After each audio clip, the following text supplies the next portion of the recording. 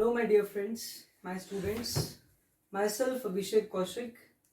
आज हम लोग 12th क्लास के केमिस्ट्री चैप्टर नंबर 2 सॉल्यूशन का एक बहुत इंपॉर्टेंट टॉपिक डिस्कस करने जा रहे हैं जिसका नाम है रोल्ड्स लॉ। हम लोग डिस्कस करने जा रहे हैं Raoult's law for the volatile and non volatile compounds के लिए। ठीक है, तो सबसे पहले स्टेटमेंट हम लोग पढ़ते हैं Raoult's law for the volatile.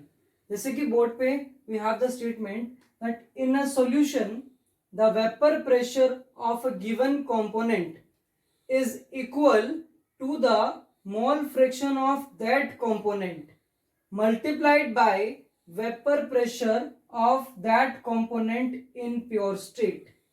ठीक है, समझते हैं इसको क्या कह रहा है। माना कि हमारे पास एक सॉल्वेंट है, उस सॉल्वेंट को हम लोग डिनोट कर रहे हैं ए से, राइट। तो स्टेटमेंट के अकॉर्डिंग हमारा रोल्ड्स लॉ फॉर वोलेटाइल कंपाउंड्स क्या कह रहा है कि किसी भी सॉल्यूशन में जो वेपर प्रेशर है किसी कंपोनेंट का,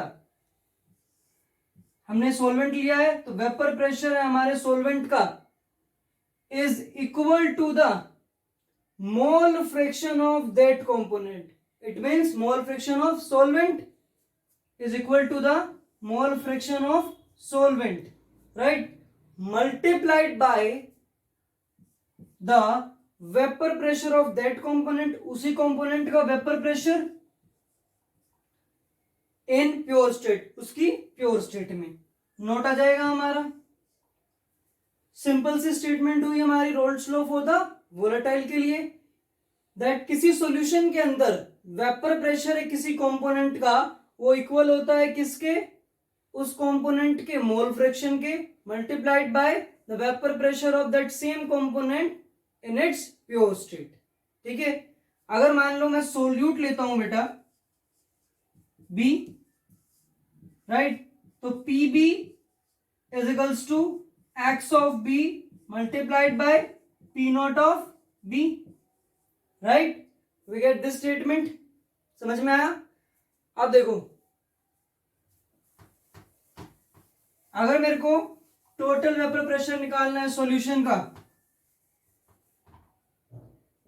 पी टोटल निकालना है, solvent plus solute, right, clear है। तो पी टोटल क्या हो जाएगा हमारा, पी ए की वैल्यू पुट करेंगे that is X A into P not of A plus X B into P not of B. This will be the total vapour pressure of the solution. तो simple सी statements में दिमाग में set कर लो कि जो vapour pressure है किसी भी कंपोनेंट का सॉल्यूशन के अंदर इक्वल होता है mole fraction of that component multiplied by the vapour pressure of that component at its pure state. This is the Raoult's law for the volatile. अब डिस्कस करते हैं Raoult's law for the non volatile. देखिए Raoult's law for the non volatile compounds, ठीक है, बहुत simple सा law है। Non volatile के लिए अगर स्टेटमेंट देखें तो बेटा जो रिलेटिव लोवरिंग है हमारी, what is the relative lowering of vapour pressure, the relative lowering of vapour pressure is equal to the mole fraction of